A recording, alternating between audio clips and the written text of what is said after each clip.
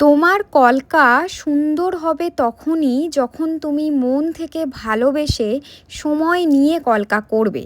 আর কলকা করার সময় অন্যদিকে মনও দেবে না আর বিরক্তও হবে না। তো প্রত্যেক দিনই আমি তোমাদের প্রায় সাদা রং দিয়েই কলকা করা দেখাই। তাই ভাবলাম আজকে একটু অন্য রং দিয়ে করি, তাহলে দেখতেও ভালো লাগবে আর তোমাদের শিখতেও ভালো লাগবে। কোনো কারণে যদি তুমি বিরক্ত হয়ে থাকো কিংবা তোমার মন চঞ্চল হয়ে থাকে, তখন যদি তুমি কলকা করতে বসো, কখনোই কিন্তু কলকা সুন্দর হবে না।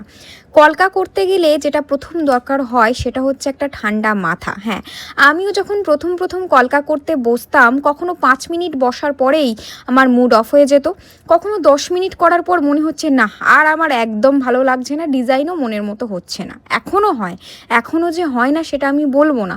কখনো আমার মন চঞ্চল, তারপরেও আমি জোর করে কলকা নিয়ে বসি।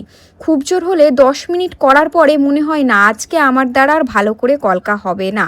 তাই কলকা তখনই করতে বসো যখন তোমার মন থাকবে একদম শান্ত। তবে হ্যাঁ, ভালো কলকা পারার জন্য প্রত্যেক দিন প্র্যাকটিস তো অবশ্যই দরকার। তবে প্রত্যেক দিন প্র্যাকটিসে না বসে যদি নাকে কাঁদো যে আমার দ্বারা কলকা ব্যাপারটা হয় না, কলকা ব্যাপারটা বেশ কঠিন, তাহলে সত্যি তোমাদের আমার আর কিচ্ছু বলার নেই।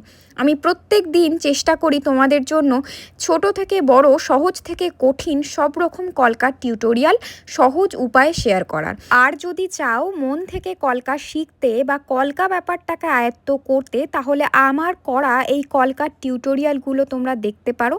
আশা করি তোমাদের অনেকটা হেল্প হবে। না আমার জন্য না, আমি তোমাদের জন্য বানাই যাতে তোমাদের সুবিধা হয়। কারণ আমি জানি যে অনেকে এমন আছো মেকআপ কোর্স করে বসে আছো কিন্তু কলকা সম্পর্কে নলেজ খুব কম বা কলকা তেমনভাবে শেখা হয়নি।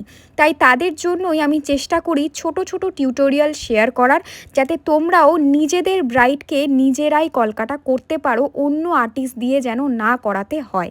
আমি মনে করি যে নিজের কাজ নিজে কমপ্লিট করাতে যে স্যাটিসফ্যাকশন থাকে সেটা অন্য কেউ হাত দিলে কখনোই থাকে না। তাই চেষ্টা করো নিজে পুরো কাজটা নিজে করার। তাই তোমাদের জন্য এই টিউটোরিয়ালগুলো শেয়ার করা। তবে আমার এই কাজ তোমাদের কেমন লেগেছে প্লিজ প্লিজ প্লিজ জানিও।